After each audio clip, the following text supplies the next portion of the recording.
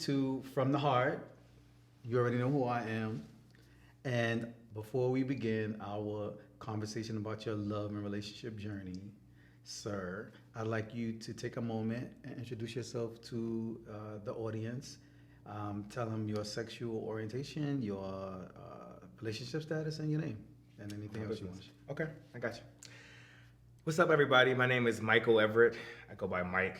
I am a same gender loving or gay identified or queer identified man. I am currently single. I've been married before, in the process of divorcing, but been separated for a while. And I'm a dad. Okay, so I learned something that you probably told me in the past, but I'm always forgetting, which you bring up. We've had this conversation before. So just so, full disclosure once more, Dr. Micheal Everett, that he always leaves off with his being his humility. He also has a doctorate. He's very learned and successful black man here, black queer man or gay man. He's a really good friend of mine. He's like one of my best friends in the world. So actually, I'm thinking about you coming here earlier today before you got here and the conversations. I said, you know what? I should have like a friends edition. Mm-hmm. Where I literally, when we talk about love and relationships, I was related to the relationship or friendship. Yeah. And what have been our challenges and triumphs as we've been navigating just friendships, and even talk about our own dynamics and the things because there's always I always feel a defining moment when you first meet somebody and y'all getting along, when you have the first disagreement, how it's going to go. Are we going to be friends or not? And how big of the disagreement it was, I like the idea of a friends edition, but mostly because I think we think that we're a lot alike in terms of our relationship with our friends, and then as we start to compare, we're like, oh, we see where things are different. You and I had experience where we were both going through things that felt like breaking up-ish, right, from something that felt stable. And there were a lot of similarities and there were a lot of differences in the thing, but it was like interesting to sort of learn and watch you go through your process and have me then go through my process at the same time. Oh, yes. Yeah, so I could definitely see where that could be a benefit. Yes, I think that's when around when we met, you were still married or together. That was something I just learned. I thought you were already divorced. You are going through a divorce. Yeah, no. So I mean, the short of it is that he and I are co-parents, and a lot of the custody resides with me for family instead of other reasons. So it hasn't been a rush to have the paperwork signed because I don't want to diminish his rights as it stands. So that's been a lot, But yes, we've been separated for more than 5 years, I want to say now. So this person, I'm trying not to use names. Your ex we met in Los Angeles, and we both now have relocated to Atlanta, Georgia. Yes. You've been here a year almost? Yeah, 2 years. 2 years. Oh, time flew. And then he was a heavy influence for me picking up and leaving LA. That's right. And coming to Atlanta. So we're out here, and now his soon-to-be ex-husband has also relocated to Atlanta, and we talked about there's some feelings going on there. I think on more on his part, just some awkwardness.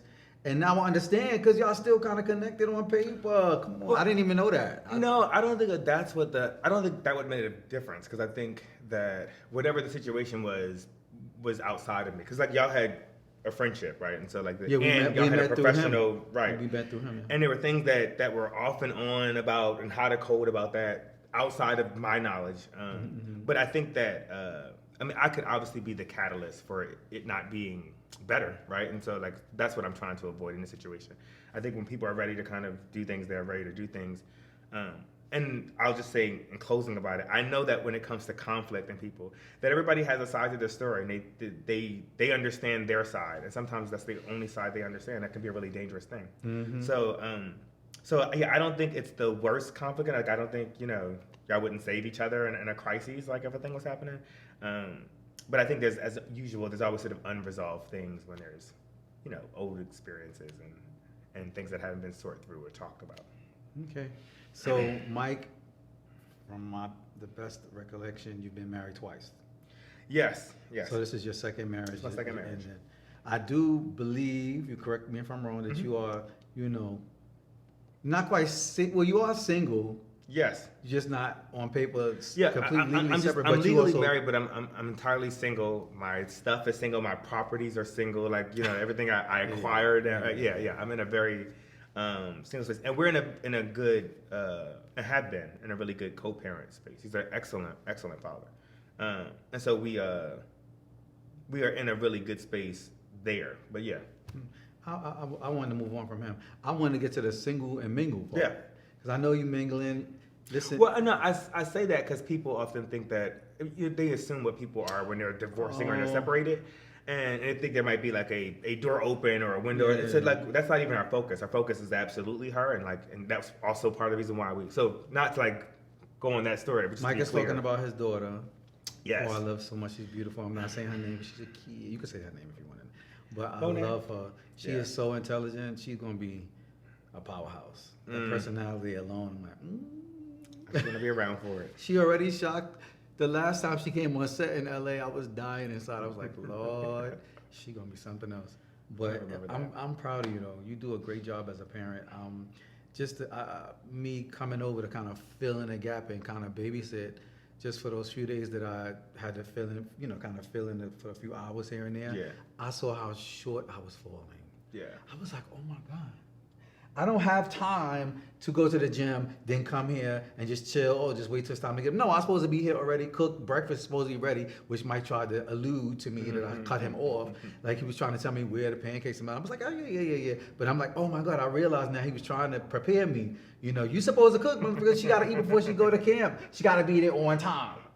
So here I am. Oh, we going to McDonald's. And she loved that. She did, but I think you had a word with her because the next day she said, oh, we can't go to McDonald's because I can't be eating that junk food. I was like, that's Mike talking. I was like, I told Mike that I took you to McDonald's, took her to McDonald's, and he went and spoke to her. I said, that's Mike. So I don't know if she told you, but I took her to Waffle House instead. Oh no, she didn't tell me that. Because she told me you don't like Waffle House. I don't like Waffle I know because we were talking. We were on our way to McDonald's the day previous, and she's like, "Oh, Daddy don't like Waffle House. He think it's trash." I was like, "Why?" She's like, "But I like Trashy. it." So, but surely the next day, I was like, "Well, Waffle House is cooked food. It's better than." But what I realized more in my brain was, "Ooh, if I had a kid, I would literally have to change my life." There's no way. It is. So let me say this, and let me also say about Waffle House. I do not hate Waffle House. I like most people, right, who move to Atlanta, come here. You learn, like you love it, right? It can be a great resource at 3:00 in the morning, all this stuff. But it's changed. Some of the quality is trash. So when I say trashy, when I got back here 2 years ago, the last 3 that I went to, they were just trashy experiences. Mm-hmm. So I want my daughter to be clear that, like, if you're gonna pay for a service, don't be paying for trash, right? Oh, so that's one. McDonald's, everybody has their weakness. I give her that too, right? Everybody has their weakness. We're clear about what McDonald's is and what it isn't and what it's going to do for our bodies. So I said it's fine to indulge, but it's about not overindulging. So trying to get her to understand balance is the thing. So I appreciate you taking her because she knows that I won't without there being a long conversation about why, right? She can talk me into a thing, but we got to talk about why. So yeah, but I will say that since she was born, what she eats, that is just one of the millions of responsibilities that I feel like that I'm obsessed about, right? Like how she slept and what she needed and how much. You're a great parent. I mean, you do all the things that and then some of things that I would think that I would like to do for if I had a child. Well, like all I the think activities, I do all the things that I all wish the things happened for me. Yeah. I hear you. Yeah. I hear you. I hear you on that. I do. And I know that that's a big part of your life, and that's going to be a big part of whoever you date, the next person's life. They're going to have to really accept you and your family, your unit. Some people have kids and they're an accessory, right? Because you're used to living your life, and I get that. And some people are changed or transformed by the relationship they have with the kid. And I feel like that each kid is going to be different, so the relationship is going to be different. You have to be open to the journey. I want somebody who doesn't feel like they have to come in and do a thing or fix a thing or fix a person, right? But like we're all fitting. We're all figuring out where the balance are. We're all teaching each other respect, kindness, appreciation, trust, all the things. But it's about a journey that we're taking together. And every day will be different. And every day there'll be challenges and every day there'll be rewards. But we have to figure out where the focus is. So if somebody can get that, I think parenting becomes easy. But if it becomes like expectations you have about what needs to happen and then how other people need to receive it, kids will disappoint you all the time. When I buy her something I think she should have, you know, and she pays it no mind, and like she'll pick up a cardboard box, you know, those kinds of things. Yeah. So I'm just clear about her, that she's a part of this show. It used to be my show, but now she's a part of the show, and it's an ensemble cast, right? She has and a very strong personality. Oh, she's a very strong personality. She does. Yeah. I don't even think she would allow you. Well, she and not a whole lot she could do now at what 12? 12. But as she got older, she gonna participate one way or another in her life and how it's gonna go. Yeah, yeah. You know.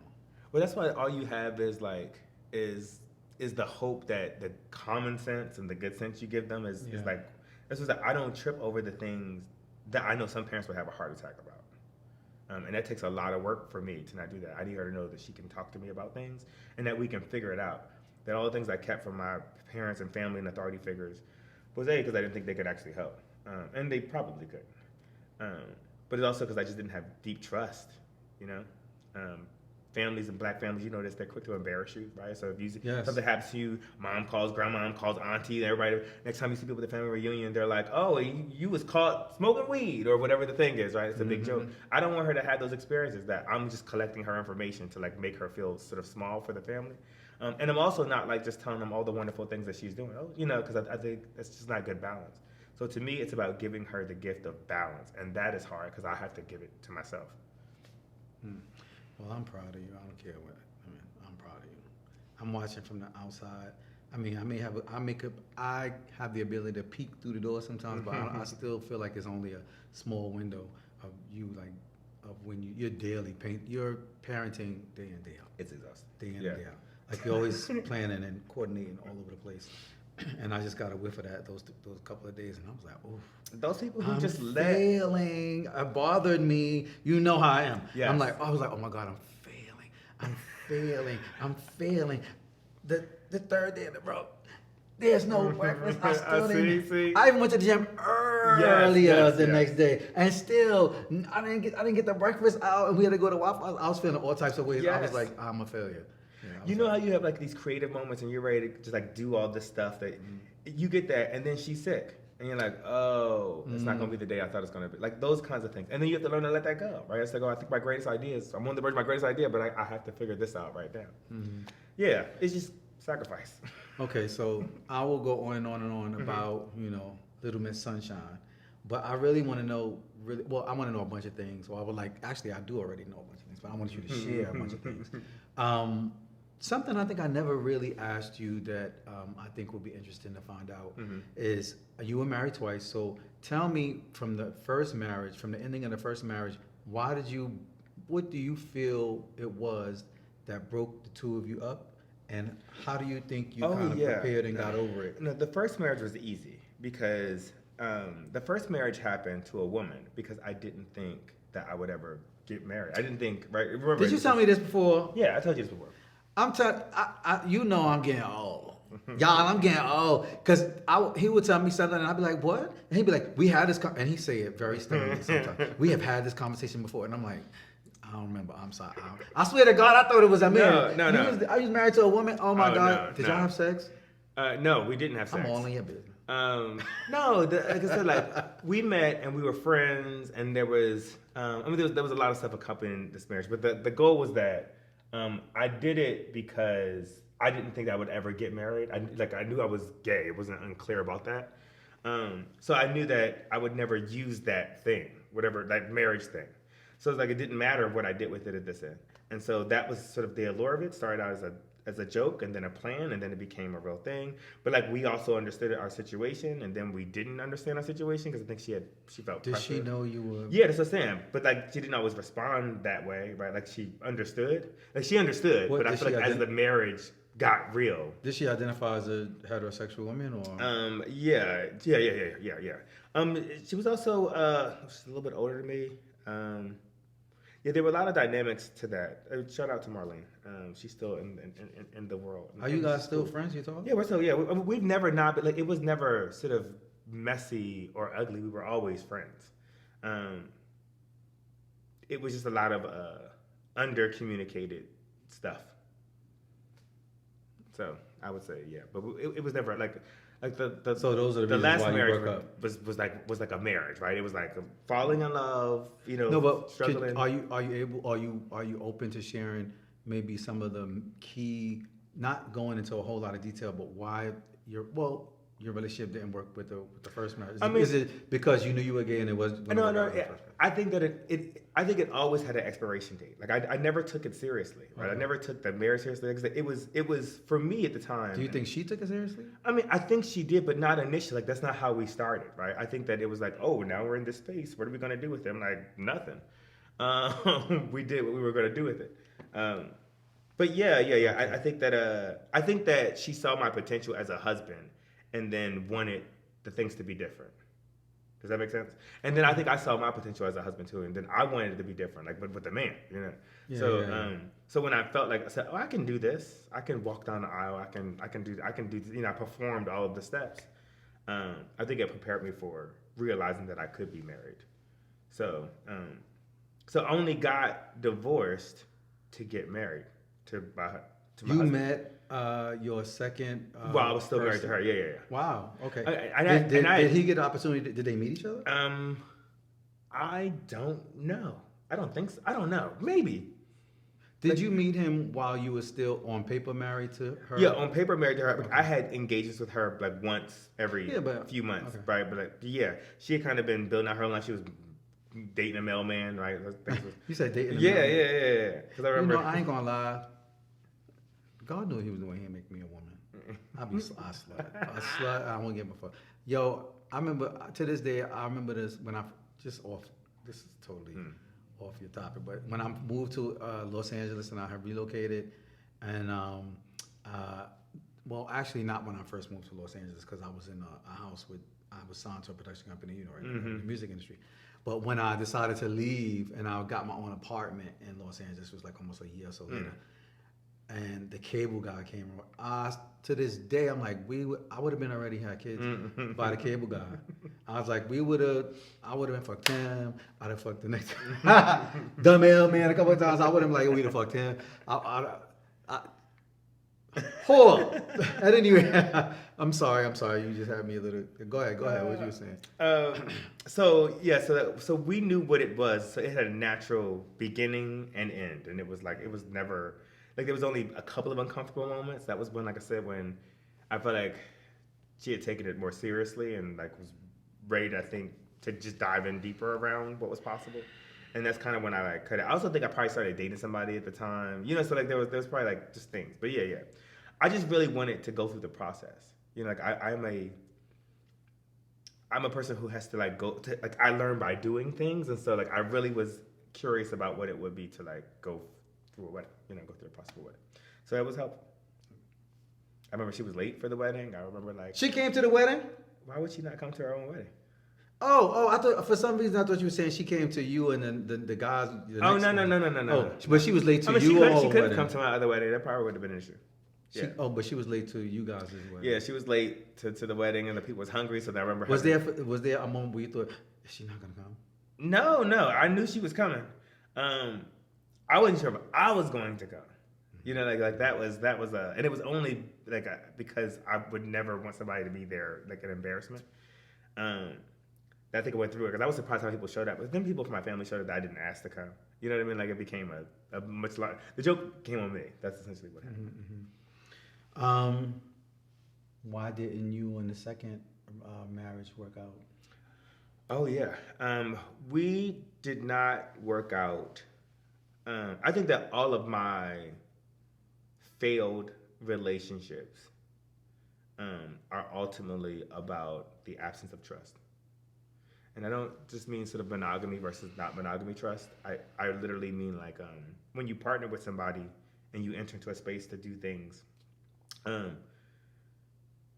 it's amazing like how much trust you have initially, especially when you're just fucking and you're in the beginning phases, right? Like, you know, you pay for that, I pay for like things are just sort of happening.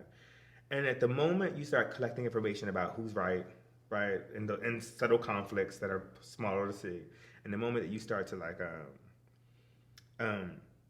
try to figure out who's wrong, I think is maybe the better description.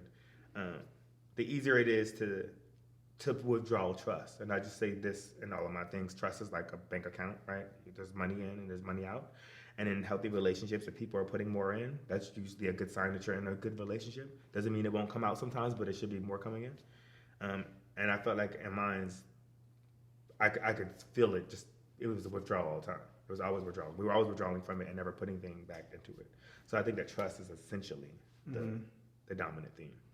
I know you mentioned, if you don't mind, you felt there was like maybe a competition between the two, or and some slight insecurities. Yeah. Well, no, I definitely felt like, if I may. yeah. I mean, I've had some really interesting thoughts about it over the last year, which is that I think that most relationships in America, most American-based relationships, are born out of competition, and we don't realize it until it's over. So I think you go into it competing, and if you go into something competing, then you're not going to collaborate. Collaborate means I have to acquiesce sometimes. It means that, okay, I don't have to be right? But if you're deciding that, well, I did that last time, so I'm not doing this time, you're taking score. The bigger picture is not the thing, right? Yeah. So yeah, I think that there's always that element there. I think that when you're two men, I think you're two black men who do really similar work, right? It layers it up for people to want to figure out who's the good one, right?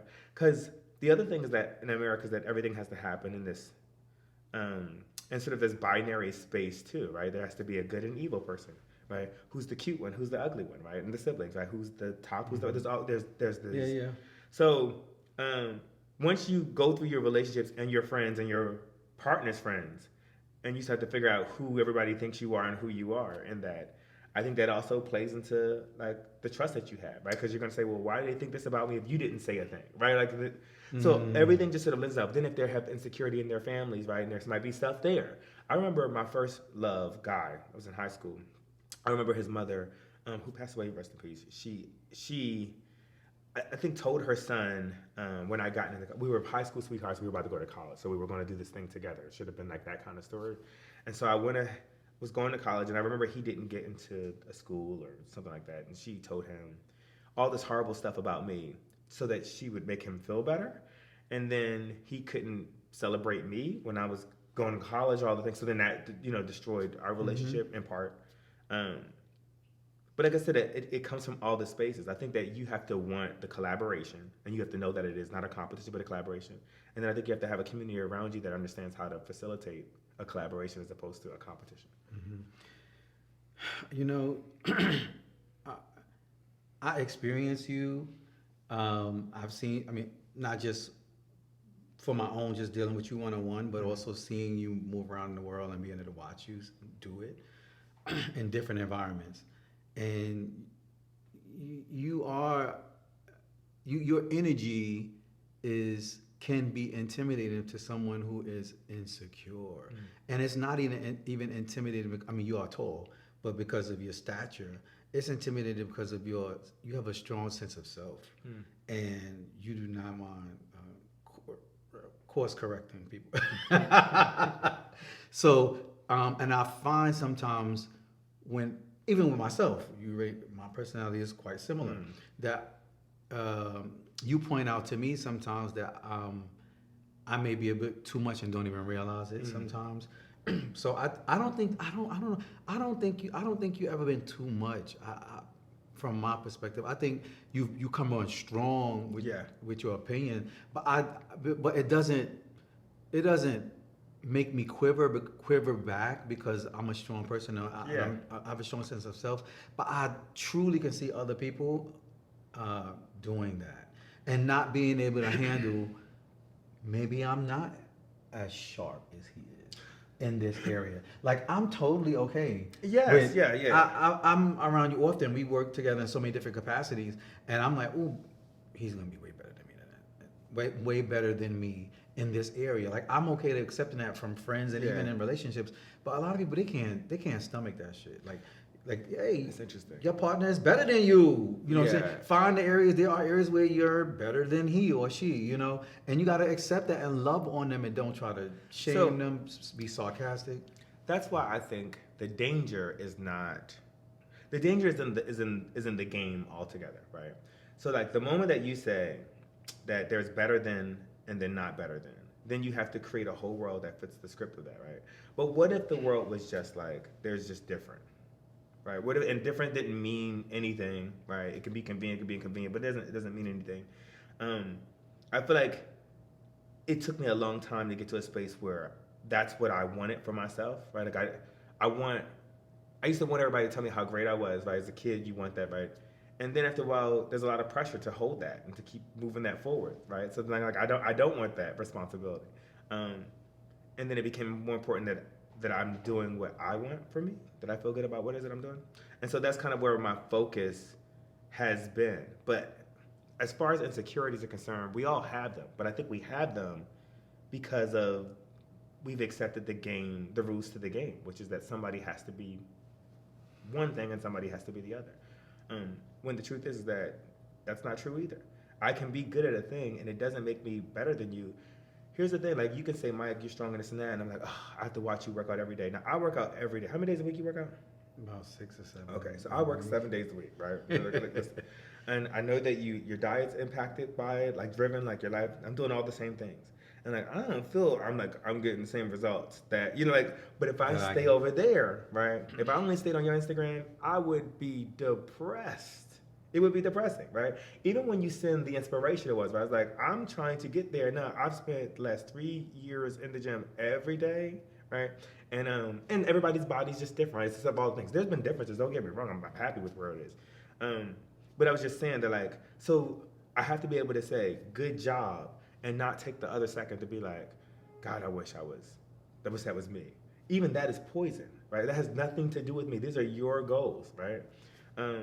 And I should be happy for you, right? And not like pretending or performing to be or practicing to be, but like legitimately happy for you. Are you happy for me? I am legitimately happy that you find joy in working out, and that you find the joy to share it, because it never comes across as like cocky, or never comes across as like but it's like look, and I know it's like when you make a muscle happen that you didn't think you could make happen, like that is a look moment. If you could do it at 50, now I'm cutting that out.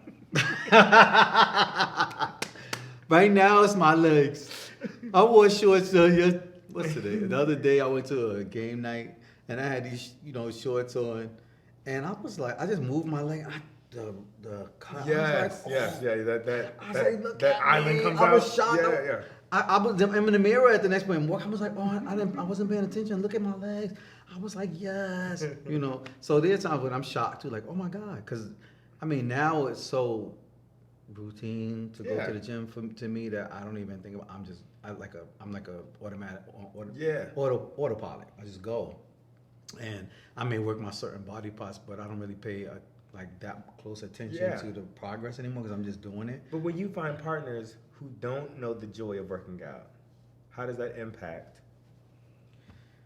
I don't think I've had been in a situation where I had a partner who felt a way about me working out. I think my issues have come more just dating, or just trying to meet guys. The first thing out their mouth is, "Oh, I don't look like you," or "My body doesn't look like yours," and I'm like, I have 2 eyes, I can see. If it was a problem, I wouldn't be talking to you, And I'm like, and then I've even, which is even worse, is someone who can get past that, but they're not secure in their own body and won't take their clothes off. Yeah. Like literally, even during we trying to be intimate, they are like hesitant.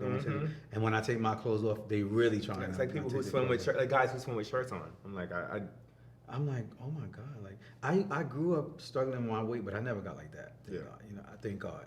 But just really quickly, I appreciate those flowers you just gave me. But it's funny how we look at things, because sometimes I'm feeling like I need to do more when it comes to you when I watch what you do. Like, not just, we talked about your family unit, put you in your second home now, and I'm still dragging my feet on my first property, because I have all these other competing priorities. But the point I'm bringing out is you're creating like a life. It's almost, what is it's the saying, turning the house into a home. Like, I feel like your life the flowers are growing. You understand what I'm saying? Yeah. And you're creating, I don't know, a legacy Yeah. behind yourself and around yourself, and people who you truly have invested in and love you back, like your daughter and the family unit that you created that I'm now a part of. But I just feel like sometimes I wish I had, I don't know, my own. I Yeah. put more into it, and then on top of all that, I mean, I'm now close behind you to get my doctorate. Yeah, yeah. I have 3 degrees, and now this is my fourth. But you already had your doctorate. But it's also like, I'm glad you brought the doctorate, because I think that it's always about timing, right? Because it's like, if you had the family and the person and all this stuff, like, it's like, then what would you do with it? And what if you got the family, but it taxed your ability to propel your other talents and gifts? What if it taxed it, right? Like I tell the people who are in my home, when I'm arguing with you, what it means is when I have to go back and then do work, or try to create a thing, or what I do even in HR, if I have to create a sensitive situation, or it's hard to do that when you just got through cussing somebody out deeply. You know what I mean? And so if you don't understand how the family is connected and impacted by the thing, then you shouldn't have it. All that's to say is that I lived alone for a long time in the early part of my life, because I knew that I wouldn't be able to finish school or do any of the things that I wanted to do, and I knew that when I chose family, it meant that I was prolonging a dream. So to watch you be on television or write the script and do the things, I feel about singing, I feel about writing, instead of all the things. I didn't put enough energy there, so I can want it and wish for it, but I probably wouldn't have done the same thing. I knew what to do when Monet came, right? It was instinctual. It was like I was always supposed to do that. So I don't get mad at what I didn't do anymore, because I don't know that I would have done anything with it. There's a lot of things, there's a lot of times I almost became famous, you know what I mean, or almost did a thing. And I'm happy for where I am. I think you have so much more in store for you. I just do, and I'm glad. I feel that about all my close friends. I oftentimes, you guys inspire me, because there's things about you guys that I'm like, oh my God, I need to be more like that, or you make me feel like I should be doing more than what I'm doing. I'm not doing enough, and I appreciate that. All right, so I'm going to go to these cards that I told you I created, and this is your first time seeing them in person, but you've seen them kind of through video and stuff. And for the audience, they call From the Heart, and I pretty much created, they're like the size of playing cards, and there's 6 categories. The categories are love in the digital age, first loves and heartbreaks, sexual compatibility and intimacy, open heart, open mic, the messy middle, and the inner work. Each category has 20 questions. The questions are designed, and this is where, part of the main card that goes on top for anybody should this go on the market one day, which is I'm told it should. I went at the game night. I went to one of the guys asked me why didn't I bring my games. He thought it would be great, and I didn't think this was appropriate for that. Because how humble will you be with a whole bunch of people that that's not really a safe space? But I don't know. Maybe next time I'll try it and see what happens. At any rate, these cards are designed to spark real, raw, and vulnerable conversations about love, heartbreak, healing, and connection in today's digital world. Although I do think these cards would have been great because it just happened to be a predominantly LGBTQ game night. There were some people who identified as heterosexual there, but I think a lot of times, a lot of them I think knew each other for quite some time, but I don't think the guy that I knew that invited me, it was his home, we played this game, and I could promise you I know things about him that they don't know him, and I just met him recently, because oftentimes we get in these environments and you hang out, you're like, oh, no, I've been knowing him for 2 years and 3 years. Yeah, but what do you really know about him? What type of conversations have you really had? Are you really a safe space for this person? What do you really know? So these cards are designed to increase that. Yes. Like how much do you know about this person deep down inside? All right, so I'm gonna pick first. Let's pick. I'm gonna get spicy. Let's see. I'm gonna pick sexual compatibility and intimacy. Not that these cards are extra spicy, but I'm just saying some of them can be depending on where you go. So let's pick one. All right. What makes you feel desired in a relationship? As far as sexual compatibility and intimacy, what makes you feel desired?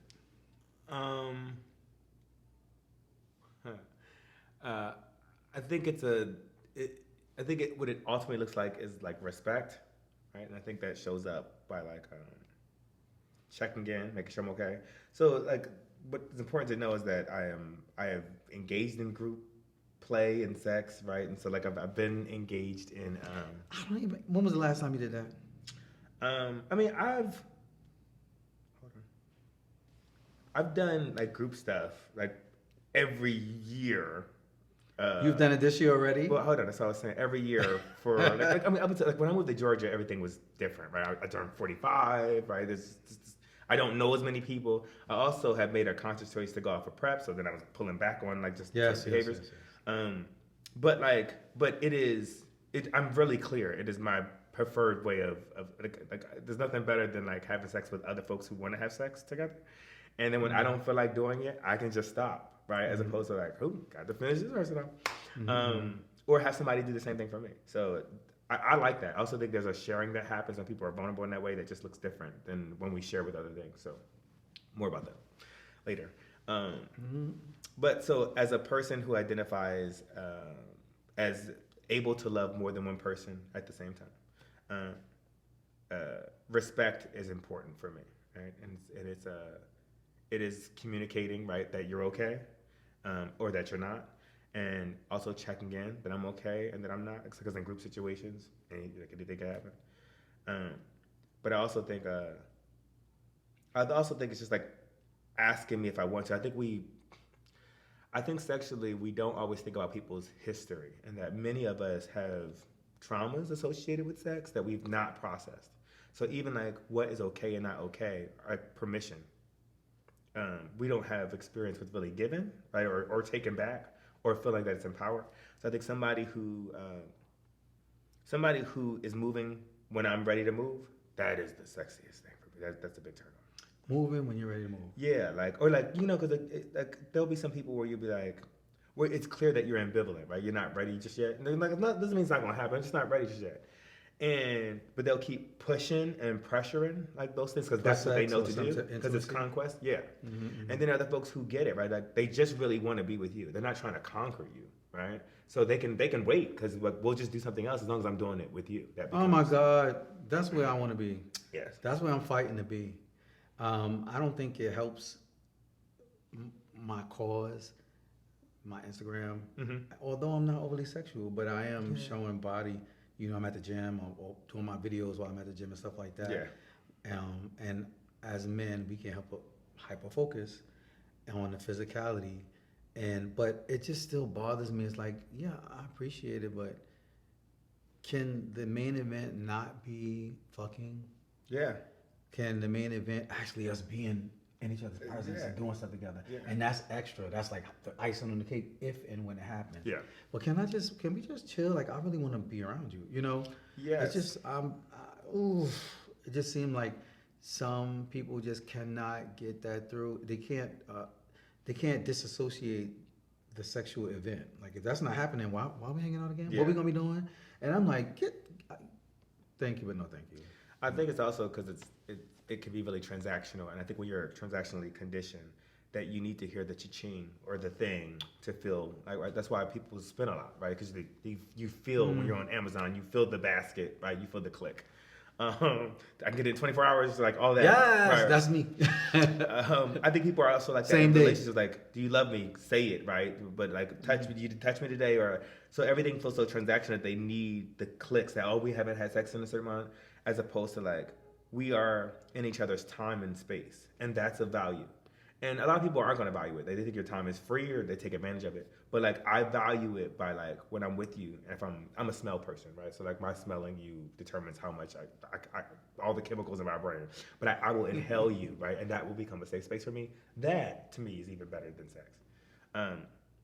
Everything has its place, but like, yeah, I think it's important to have those things first. So yeah, things that look like respect. That could also just be like, if you performed in someone, like if you made me a plate or got me that kind of thing feels super respectful. And I'm also old school, so like I remember seeing my dad, get the big piece of chicken or that kind of thing. Yeah. So there are things like that I think that can look and feel like respect. But yeah, I think just asking me how I feel about a thing, don't just making assumptions. about my family and like if I want them to be a part of a thing or you know like I'm not like don't surprise me like those kind of things. I'm running from trauma, right? So like let's talk about everything. So yeah. I think I got an example of that when I asked you to go to my family's barbecue. Oh yes, Lord. Triggered you right away. But to be honest, I could relate to what you said because I was working my own self up to go, and the only reason why I was having more courage to go because I was going to try to drag you with me. Because I was like, I ain't going by myself. All right, it's your turn. Pick a card, any category. That's not a category. That's a direction. Say. Oh, you picked sexual incompatibility and intimacy as well. Go ahead, yeah, read the card. Either you can have me answer or you can answer. Oh no, you're answering this. What is it? Have you ever felt ashamed of your desires? If so, what and why? Ooh, have I been ashamed? I mean, yes, of course. I had to gradually grow to accept things about myself as I went along. No, come on. It's something I am. I'm getting there about my desires and stuff.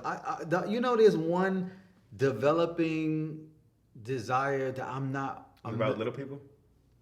No. I mean, a lot of it progressed as I went along without, I had shame attached to even being gay. I know. And gay sex.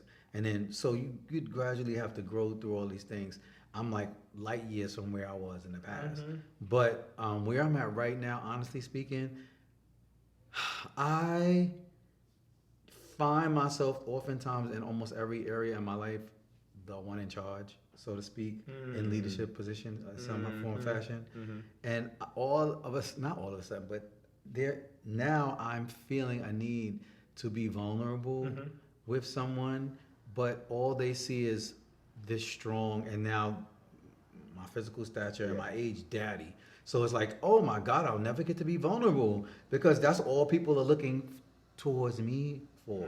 When I'm like, but I want to be vulnerable. I just want to like curl up and lay in your lap. You know what I'm saying? I don't want to be the one comforting you, making you feel. I mean, I do want to be the spoon, one. yeah. I don't want to always be the one, And I think sometimes the thing that I'm struggling with that does make me feel. The question was ashamed. Yeah. Look at you just looking, verifying. You look down. I'm wondering if that also includes being penetrated. I've never really had this desire to quote unquote bottom. I've only really done that when in a relationship and the person is, I want to be fair and to the other person. But I've just been fortunate to be either total bottoms or guys who are really bottoms and they just want to have bragging rights to be like, oh, we fuck each other. Nah, you did it one time. You ain't never did it. How many countless times have I fucked you? But it's just, and that used to hurt me too and make me feel even more ashamed that I even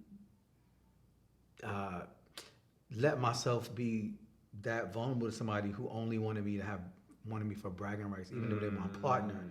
So they don't look like such a bottom. No, but we fuck each other. And I've literally been in their presence when they telling their friends that. And I'm thinking, that's a whole power bottom. He did, and not to put him down, but like he's trying to put me down. He's trying to use me to pull himself up by dragging me down to his level. It just bothered me, and it made me even more have a block towards that. So like, I don't even, no, you can't. Like, I don't want to, So I'm wondering, with all of these words I'm saying, I'm wondering if this vulnerability also includes possibly bottoming for someone in a relationship. But I don't really have those strong desires like that. I just want to be able to be vulnerable without the penetration. A weird comparison for this experience you're describing, which I think is actually much more normal than we realize. And not necessarily like I think bottoming is a part of it, but like whatever it is, like doing the thing that people don't expect of you, I think is what it is. So when you think about like child stars, right? Like they come out of being wholesome and whatever, and then they have to sort of raise up the sexy meter and do these things to become this different person. But they have to do it in order for the world to see them in that different way so that the director can then be like, I'm going to cast you as the sexy lead in like whatever movie. But if they don't do that, then it becomes hard to do it, but it's such a risk. And so I wonder for folks who have performed primarily as a top, and has had that experience, and has also appreciated masculinity, has also benefited from the privileges of masculinity. If there is a freedom, and because bottoming could be about pleasure, right? It could be about being penetrated for pleasure's sake. And you said like you don't wake up craving that particular pleasure, but there could be something knowing that you've been intimate with somebody in that way that could also be exciting and sexual and special. And then you would be able to say, like if people start having the bottom conversation, you can comment more than just the person who's only done the top side of things, right? And then people wouldn't see that coming. They wouldn't expect that from somebody who appeared and looked, right? And you'd be reinforced, you'd be fighting against stereotypes. So I think it's interesting, but I think it's more than pleasure. There's many reasons to sort of explore, even if it's just to like buck back at the system of what people expect you to be and be like. I think it's important to fight that the older you get. I'm trying one step at a time. Okay, I need to find somebody I feel safe, even having that type of conversation with, because people you date casually are not necessarily safe spaces at all. You know, so I can understand, and I'm struggling with that. I can understand people who is maybe struggling with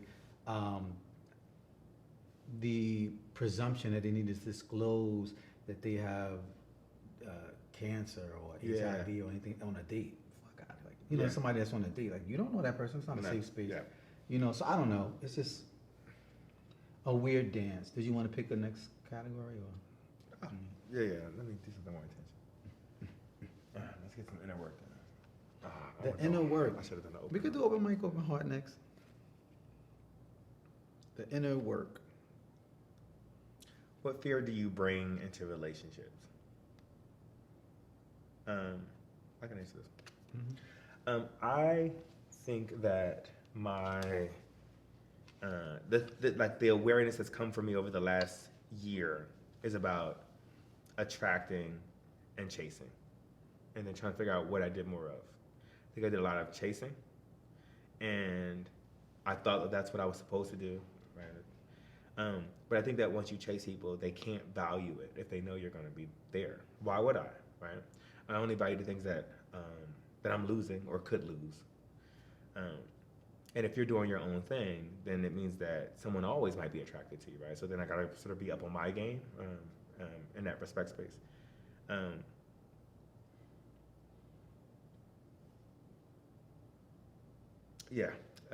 I think the fear that I bring in is the fear of loss.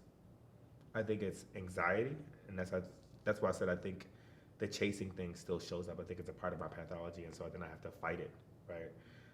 And that means like going to a space, thinking somebody's attractive, and then like just not giving a damn, like doing everything I can to not give a damn, because it goes against my natural personality, right? Which is to want to celebrate the attraction and wanting to be in that. But every time I've done that, it does not felt like the right move. We have the same struggle. You saying it's natural for you to acknowledge your attraction to someone, their beauty, compliment them, and really celebrate it. But you're noticing they probably take it for granted now, or like, because they putting 10 on 20, you know, because you are celebrating them so openly. They're like, oh, you know, and then they become less attractive because unfortunately people are more attracted to things that they hard to get. I'm in the same way. I am just very naturally, if I like, oh, you look sexy. Oh, you look good. You got fat butt. Or you got pretty skin. Like, I will tell you a compliment. You smell good. Did I tell you smell good? Yeah. Did you smell like, oh, you smell so good. You know what I'm saying? Blah, blah, blah. Just the things will just come out of me. But that don't mean I'm like, you know, Google Gaga and I'm about to give you my money and do all these crazy, like, I don't, you know what I'm saying? But I'm just appreciating you. But people tend to, I can see the shift in your energy when you are thinking and exuding now that you think you got me, and you saying slick stuff and you behave in a certain way, and I'm like, oh my God, another one bites the dust. Here we go, exactly. Like, this is another ride that's I know it's going to come to an end. How long am I going to stay on this ride for? And usually for me, it depends on how good the sex is, or how cute I think they are. Like, or for me, oftentimes, how big my capacity is for toxic. Like, I realize that sometimes I'm just in stuff because I'm in stuff. But if I'm really busy with work, I will shut a thing down if something at work feels important, especially if my livelihood feels like that. I stop playing games. Like, we don't. Well, you got a lot more at stake. You got a family. Yeah, and yeah, all yeah. that other That's stuff. true. That's A true. whole household you need to manage. I could see you like, Yeah. you know, especially the second that something comes a little bit too much, and you might have to compromise in one of the other areas that you can't really compromise. Yes. No, yeah, am I It's right? also the people are just like, I mean, we've had these conversations about like feeling, being primed and ready for the right situation, and then that there's just so many people who aren't, who think that they are, and so then also made me hold back. Like Atlanta's a really interesting space. Like there's a lot of people here. There's a lot of material here, right? I don't feel. I don't feel. There's a lot of material. I don't think so. But I mean, because it may but not you be- was in a Los Angeles too. I don't know. For me, coming here from Los Angeles, I feel like the quantity and the quality has shrunk. Like, it has shrunk. Just the quantity and the quality is both. It's going from this to this. I feel Now, like the quantity has doubled and Really? the quality has decreased significantly. the So, quality. yeah, I get more Negroes and less Negroes I want to actually fuck with. Oh, okay. While Yeah. in LA, there wasn't a lot, right? There Of was- Negroes. Yeah. Because it's so big, so many people, so diverse. Atlanta Yes. is more concentrated with African Americans, Yes, so and to speak. engages means different things to different people too out here. I guess Engagement. gay. Oh, Yeah. One thing I will say I noticed on the dating scene since I've been here, a month and a half now, is more people seem to be way more open to going out on a date or a conversation, like hanging out. They really are more open. In LA, they be like, holla back when you're ready to fuck. Are you Yeah, they like- experiencing so is your rule when you go on a date that you pay for the date if you invite the person? Or is it always understood that first date y'all both are So because of my past experiences, I'm super clear before we even meet up. You're paying for yourself, and I'm paying for me. Usually, I just say we going Dutch. People love to act like, "What's that?" And I'd be like, when I explain them, "Oh, I have my own money," but then they get mad because they're gonna have to spend it. So they're giving a little attitude, and then I'd be happy people say, "You're the one who brought up this idea." I'm like, "Yeah, I'm glad I brought this up," because they're looking for an opportunity. But to answer your question, I never really get there because I'm very clear from the jump. Like, hey, we just meeting up. I'm not paying for some grown man just for us to meet. I'm not paying for the pleasure of meeting you. That is nah. that is interesting. We're having a conversation. Would you let somebody pay for the pleasure of meeting you?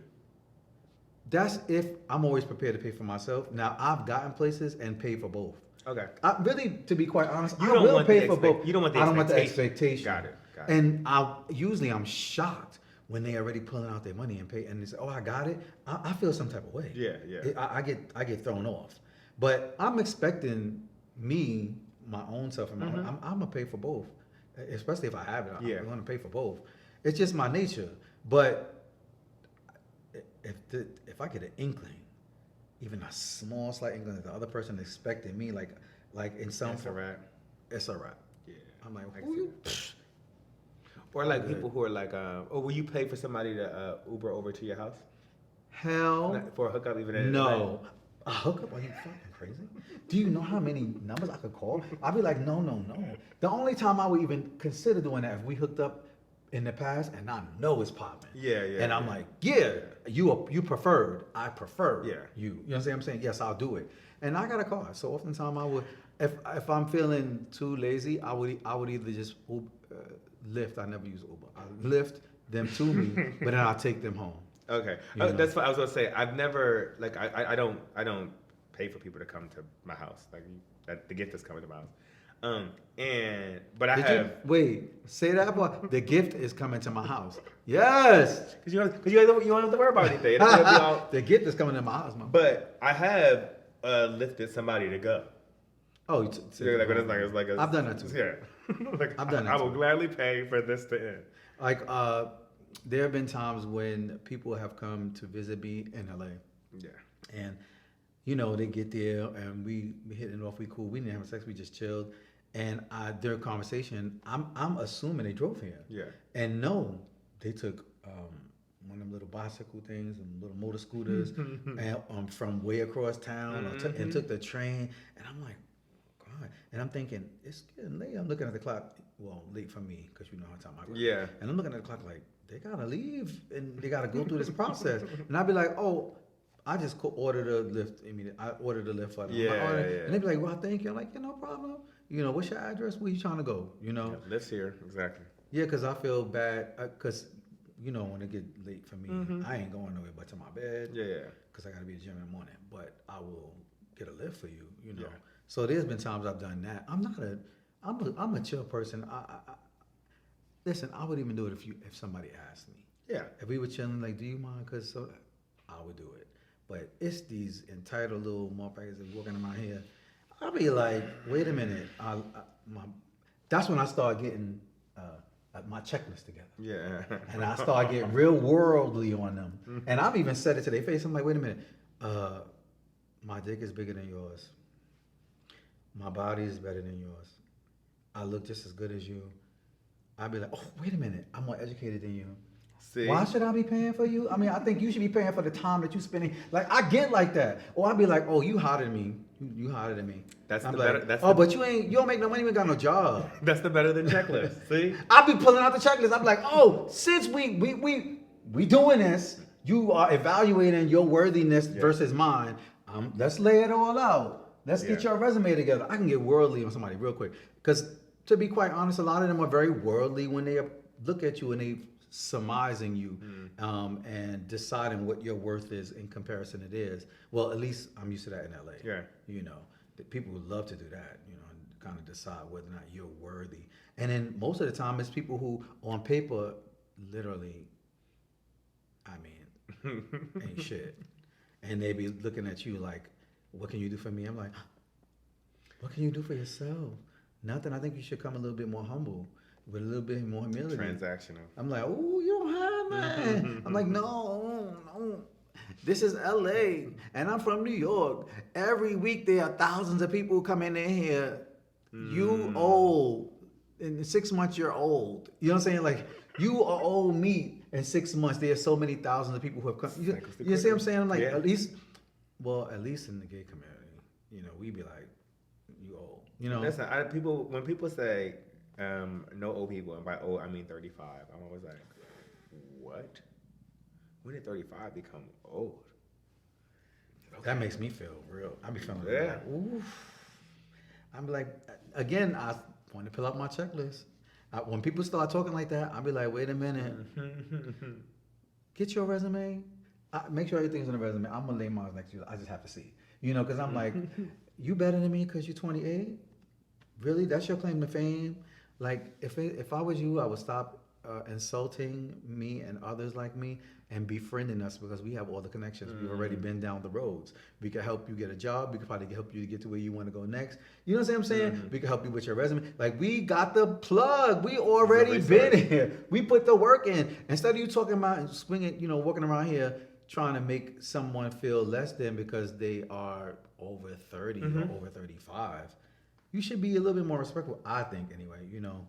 And then on the flip side, I think that men of older age shouldn't go around treating young people like pieces of meat and like they just a sexual object to just use and discard. Like, because quite honestly, when I was young, I wish some of the older men that I had met had schooled me on some things. Yeah. And helped me, because I was the type of young man who would have listened and learned and did and took advantage of the opportunities had they provided them to me.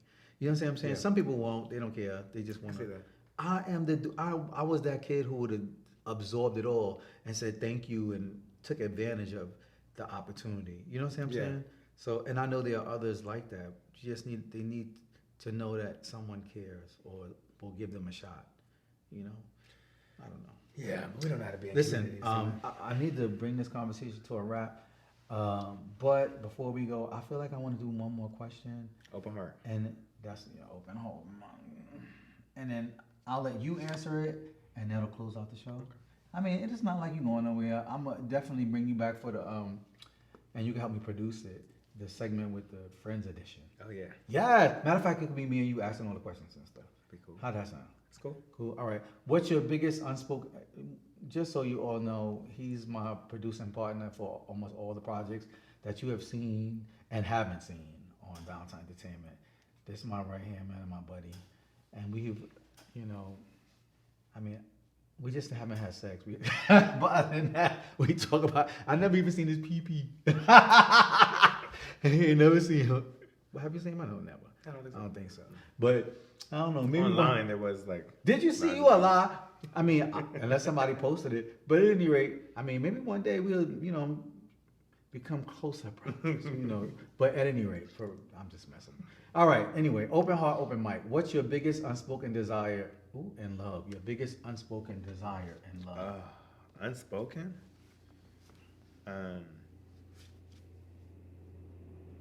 I think it's unspoken only because I'm still defining it, but I've gotten some pieces. The reason why I keep trusting relationships again, despite you know, and even though they all been long term, is because I believe that there is something in the collaborative partnership that, when done well, is gonna like level up, like access superpower. It'll be this. I think this is this thing that I'm looking for that's gonna like transform the experience of my family. I think what that thing is a synergy. Like I've experienced that work before, you know, and I go, oh, but it's great at work, right? It's not the same thing at home. I don't think I've ever experienced synergy at home before. And I would love to know what it feels like for me and a partner to like just know how to do things, to be okay with where we are, to accept the things, to like nurture it and love. So for me, it is like a desperate plea, right? For partnership before I leave the planet. I feel like I've been wired for it and I understand it. So yeah. I hope you found it. Me too. I hope I found it. But I don't know, whoever it is, I just know they have to have a strong sense of self. Yeah. And must be willing, if you don't already possess, to learn and master the skill of communication and have a loving humility kind of spirit about them. So they have to have it, otherwise forget it. Even I will be looking like, yeah, this is people. The clock has already started. You know, I would look and be like, the clock has already started. You know, but if I ran into a person, I'm like, I think I might say, don't fuck it up. In the words of RuPaul, that's the first thing I thought about. Don't fuck it up. I tell people, I say, joy is a choice, right? So it's like even when we're in that, where the fucking up about that, it's like you can. Joy is a choice. It is a choice. Yeah. Right. You just have to remember that you're making decisions about it now. Okay, so I have to bring us to a close. I could talk to you all day like I normally do when we get on the phone. Until you usually cut it off and be like, I gotta go. But I love you. Thank you for coming. And you all will see him again probably next block of interviews or so. Not even interviews, these are conversations. Yeah. Love you, right? Love you too.